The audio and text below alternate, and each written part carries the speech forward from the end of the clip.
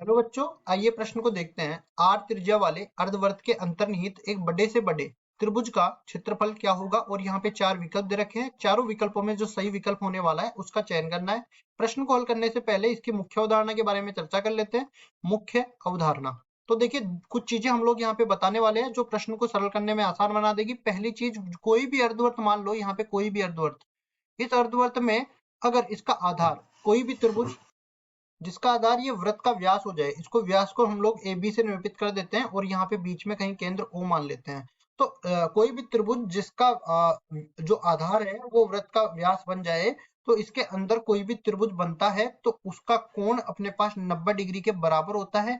तो देखिए, चाहे ये वाला कोण अपने पास बना लो, ठीक है, और चाहे यहाँ पे इस बिंदु को भी चाहे मिला दो दोनों शीर्षों से, और इसी तरह यहाँ पे कोई बिंदु ले लो, कोई भी बिंदु ले लो यहाँ पे, तो ये जो जितने भी कोण बनने वाले हैं अपने पास, ये कोण अपने पास 90 डिग्री के, मतलब समकोण त्रिभुज अपने समकोण शीर्ष अपने पास बनने वाले हैं।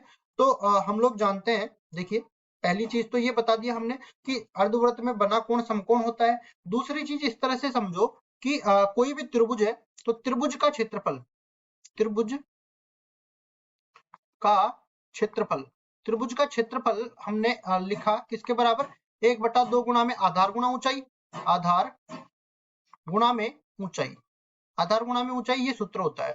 ठीक है, अब देखो, त्रिभुज का क्षेत्रफल निर्भर करता है आधार और ऊंचाई पर। मतलब या तो आधार बढ़ेगा तो त्रिभुज का क्षेत्रफल बढ़ेगा, या फिर ऊंचाई बढ़ेगी तो त्रिभुज का क्षेत्रफल बढ़ेगा। ठीक है, तो अगर मैं किसी एक इकाई को यहाँ पे नियत कर दूं तो दूसरी इकाई के बढ़ने और घटने पर त्रिभुज के क्षेत्रफल बढ़ेगा और घटेगा। तो यहाँ पे इस तरह से समझो, हम लोग सवाल पे ही चल लेते हैं। सवाल में जैसा कि हम लोग बनाए कि ये पूरा हम लोग इस तरह से लिख देते हैं, आधार को ए बोल देते हैं, और ठीक है, इसको ऐसे ही रहने दो। हम लोग आगे चलते हैं और इसी वृत्त के अर्धवृत्त के अंदर की बात कर लेते हैं। अर्धवृत्त इस तरह से बन गया। उसके बाद देखो, आधार तो हमें वृत्त का व्यास ही रखना है, ये वृत्त का व्यास अपना आधार हो गया ए बी। और उसके बाद में हमें देखो इस तरह से अनेक त्रिभुज मिलेंगे जिसका शीर्ष या यहाँ से देखो परिधि पे कोई भी बिंदु हम लोग ले सकते हैं, लेकिन समकोण मिलने वाला है हमें। ठीक है, तो समकोण त्रिभुज हम लोग एक बात जानते हैं कि जो यहाँ पे कोई भी हम लोग यहाँ पे शीर्ष बिंदु लेंगे, उसकी लंबवत जो दूरी होगी वो अपने पास ऊंचाई होने वाली है।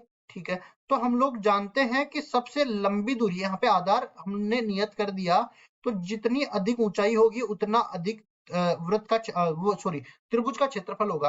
तो यहाँ पे अधिक से अधिक ऊंचाई कितनी होने वाली है, यहाँ पे बिल्कुल मध्य में होने वाली है और वृत्त की त्रिज्या के बराबर होने वाली है। तो हम लोग यहाँ पे बोलेंगे कि अधिकतम क्षेत्रफल का त्रिभुज तब मिलेगा जब अपने पास जो त्रिभुज की ऊंचाई है वो वृत्त के त्रिज्या के बराबर हो जाएगी। तो यहाँ पे हम लोग लिखेंगे अधिकतम क्षेत्रफल, अधिकतम क्षेत्रफल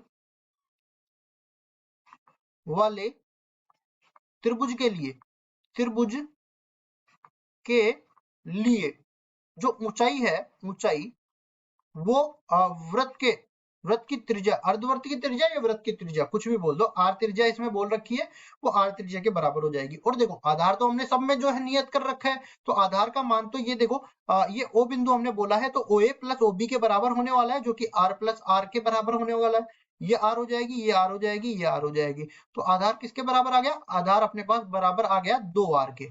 अब इसी तरह हम लोग इसका क्षेत्रफल आसानी से निकाल सकते हैं। तो हम लोग कहेंगे त्रिभुज, त्रिभुज का क्षेत्रफल, और ये जो क्षेत्रफल होगा वो अधिकतम होने वाला है। तो 1/2 आधार किसके बराबर है, 2 आर के, ऊंचाई किसके बराबर है, आर के, 2 से 2 कट जाएगा, कुल मिला के आर स्क्वायर के बराबर आ गया। और ये अपने पास जो भी होगा वो वर्ग इकाई के बराबर आने वाला है, इसकी इकाई। तो जो अधिकतम क्षेत्रफल का त्रिभुज होने वाला है उसका क्षेत्रफल कितना आ गया, आर स्क्वायर के बराबर आ गया। और अब देख लेते हैं कौन से विकल्प में आर स्क्वायर दे रखा है। तो विकल्प नंबर ए में ये दे रखा है, विकल्प नंबर ए बिल्कुल सही उत्तर हो जाएगा। आशा करता हूँ ये सवाल आपको समझ में आया होगा। धन्यवाद।